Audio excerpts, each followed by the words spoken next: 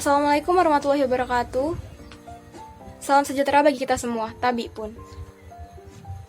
Pertama-tama marilah kita panjatkan puji syukur kita kehadirat Allah Subhanahu wa taala yang telah melimpahkan rahmat dan hidayahnya sehingga kita semua dapat berkumpul untuk melaksanakan pembelajaran.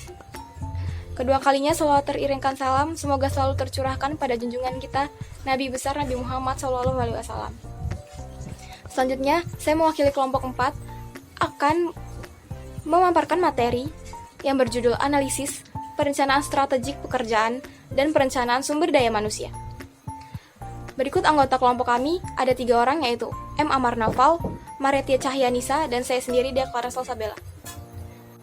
Kita masuk ke materi yang pertama. Analisis pekerjaan, perangkat dasar manajemen sumber daya manusia. Analisis pekerjaan merupakan proses sistematis untuk menentukan keterampilan, tugas-tugas, dan pengetahuan yang dibutuhkan untuk menjalankan pekerjaan-pekerjaan dalam suatu organisasi. Pekerjaan adalah sekelompok tugas yang harus dilaksanakan agar organisasi dapat mencapai tujuannya. Posisi adalah kumpulan tugas dan tanggung jawab yang dilaksanakan oleh satu orang. Selanjutnya deskripsi pekerjaan. Dokumen yang memberikan informasi berkenaan dengan tugas-tugas, kewajiban-kewajiban, dan tanggung jawab dari suatu pekerjaan. Selanjutnya ada spesifikasi pekerjaan. Adalah dokumen yang menjelaskan kualifikasi minimum yang dapat diterima yang harus dimiliki seseorang agar dapat menjalankan pekerjaan tertentu. Jadi, dengan demikian, analisis pekerjaan dapat diartikan sebagai suatu aktivitas untuk mengkaji, mempelajari, mengumpulkan, mencatat, dan menganalisis ruang lingkup suatu pekerjaan secara sistematis dan sistemik. Ya, selanjutnya ada metode analisis pekerjaan. Terdapat 5 metode yang sering digunakan untuk menganalisis suatu informasi pekerjaan. Yang pertama adalah kuesioner atau daftar-daftar pertanyaan yang dibagikan kepada para pegawai yang menguraikan tugas-tugas dan tanggung jawab yang berkaitan dengan pekerjaan mereka. Melalui metode ini diharapkan mereka memperoleh gambaran yang jelas daripada suatu jabatan. Hal utama yang perlu diputuskan dalam metode ini adalah sejauh mana kadar struktur kuesioner tersebut seharusnya dan apa pertanyaan-pertanyaan yang harus dicakup. Kemudian yang kedua, wawancara atau interview. Wawancara merupakan suatu cara efektif untuk mengumpulkan informasi pekerjaan. Bila metode ini digunakan, analisis perlu mewawancarai baik tenaga kerja yang menempati posisi pekerjaan maupun atasan langsungnya. Dengan wawancara ganda seperti itu, analisis dapat memeriksa kebenaran tanggapan-tanggapan yang diterima.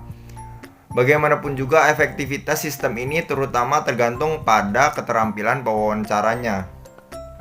Lalu yang ketiga, catatan karyawan atau log tenaga kerja. Log harian adalah daftar hal yang dilakukan oleh para tenaga kerja selama hari itu, di mana mereka mencatat setiap aktivitas tersebut dalam log. Hal ini membantu menganalisa jabatan dalam memperoleh suatu gambaran yang lengkap mengenai pekerjaan yang dilakukan para pegawai, terutama apabila hal itu dilengkapi dengan wawancara dengan para pegawai dan supervisor. Kemudian yang keempat yaitu pengamatan atau observasi. Pengamatan langsung terutama bermanfaat dalam pekerjaan yang hanya terdiri dari aktivitas fisik yang dapat diamati. Pengamatan langsung sering digunakan dengan kombinasi wawancara. Salah satu pendekatan adalah dengan mengamati pegawai pada waktu melaksanakan tugasnya dalam suatu daur atau ketika dia melakukan pekerjaannya. Di sini perusahaan mencatat semua aktivitas pekerjaan yang diamati. Kemudian setelah mengakumulasi informasi sebanyak mungkin, perusahaan mewawancarai pegawai di mana orang itu didorong untuk memperjelas hal-hal yang belum dipahami benar dan menjelaskan aktivitas tambahan yang dilakukannya yang telah kita amati. Kemudian ada kombinasi metode, ini yang terakhir. Pada umumnya analisis pekerjaan tidak hanya menggantungkan pada satu teknik pengumpulan data, tetapi dengan menggunakan kombinasi dari berbagai teknik yang tersedia. Kombinasi terbaik adalah observasi dan wawancara, karena keduanya memberikan serangkaian data pekerjaan yang paling akurat dan lengkap. Dalam kasus lain, analisis pekerjaan dapat menggunakan lebih dari 2 teknik secara bersamaan untuk meningkatkan akurasi data yang diperoleh. Ya, selanjutnya ada informasi pekerjaan. Nah, setelah menggunakan metode-metode di atas, kita akan mendapatkan informasi dari suatu pekerjaan. Adapun informasi yang kita dapat yaitu identifikasi pekerjaan, kemudian ringkasan pekerjaan, tanggal analisis pekerjaan, kemudian tugas yang dikerjakan, terus spesifikasi pekerjaan. Ya, selanjutnya ada perencanaan strategik. Perencanaan strategik adalah proses yang dilakukan suatu organisasi untuk menentukan strategi atau arahan, serta mengambil keputusan untuk mengalokasikan sumber dayanya, termasuk modal dan sumber daya manusia. Untuk mencapai strategi ini, berbagai teknik analisis bisnis dapat digunakan dalam proses ini, seperti SWOT, Strength, Weakness, Opportunity, Threat, atau PES, Political, Economic, Social, Technological, atau STEER, Socio-kultural, Teknologikal, Ekonomik, Ekologikal, dan Regulator. Selanjutnya ada proses perencanaan strategi. Perencanaan strategi merupakan proses di mana manajemen puncak menentukan tujuan dan sasaran organisasi serta bagaimana tujuan dan sasaran tersebut dicapai. Misi dari proses perencanaan strategi ini adalah untuk tujuan berkelanjutan atau alasan keberadaan suatu lembaga. Yang kedua, untuk penilaian lingkungan. Ketiga, penetapan tujuan. Dan keempat, penetapan strategi. Dan yang kelima, untuk implementasi strategi.